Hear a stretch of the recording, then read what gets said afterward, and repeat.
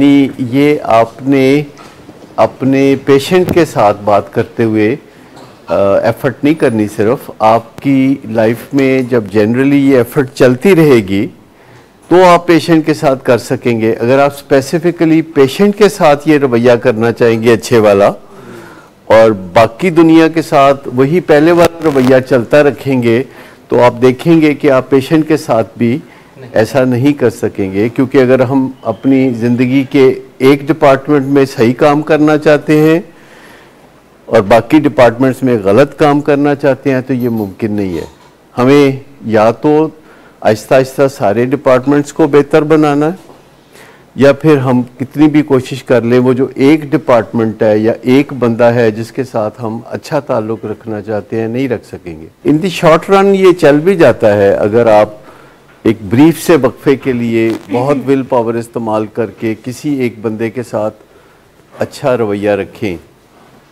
जैसे कि लोग ऑन दी जॉब कभी कभी अच्छा रवैया रखते हैं अपने बॉस के साथ या दूसरे लोगों के साथ, लेकिन घर में जाके बुरा रवैया रखते हैं बाकी अफराद के साथ, तो ये आम बात है क्योंकि वो थक जाते हैं, अपने इस अच्छे रवैये से थक जाते हैं। यानी वो जो अच्छा रवैया है जो उनकी सेकंड नेचर नहीं होता तो वो फिर अच्छा रवैया वो लिमिटेड जो स्टॉक है उनके पास वो उसको डिस्पेंस करते हैं प्रायोरिटी के साथ। बैठ जाएं, यहाँ बैठ जाएं, आपकी वजह से थोड़ी डिस्ट्रैक्शन हो रही है तो बैठ जाइए जी।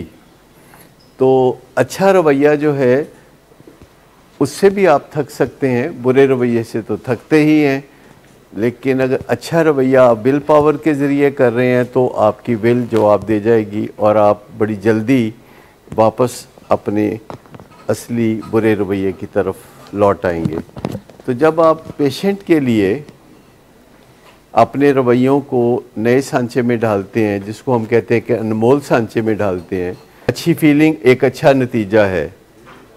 और ये गोल सेटिंग से भी होती है। जब आप अपने बेटे को कहें कि एक गिलास पानी दो या आप कहें कि आपने शाम 6 बजे से बाहर नहीं जाना, या आप कहें कि मुझे गाड़ी पे फ़लाँ रिश्तेदार से मिलवा लाओ और वो ऐसा कर दे तो इसको गोल सेटिंग कहते हैं। और जब वो कर दे और आप शाबाश दें तो उसको अनमोल शाबाश कहते हैं। जब वो वादा करे कि मैं करूँगा और फिर नहीं करता तो फिर आप उसे नज़र-ए-सानी के लिए कहते हैं। अब ये सिंपल सी बात है, एक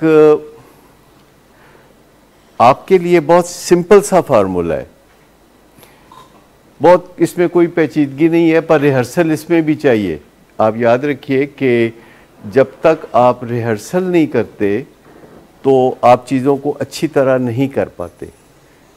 और दो चीज़ें जिनसे आपका वास्ता पड़ता रहता है हर जगह पे, उनमें से एक है एजुकेशन, एक है ट्रेनिंग। आप इन दोनों में क्या फ़र्क समझते हैं, एजुकेशन एंड ट्रेनिंग? ट्रेनिंग उसका प्रैक्टिकल पार्ट है, चाहे वो रिहर्सल में हो चाहे अमली तौर पर हो।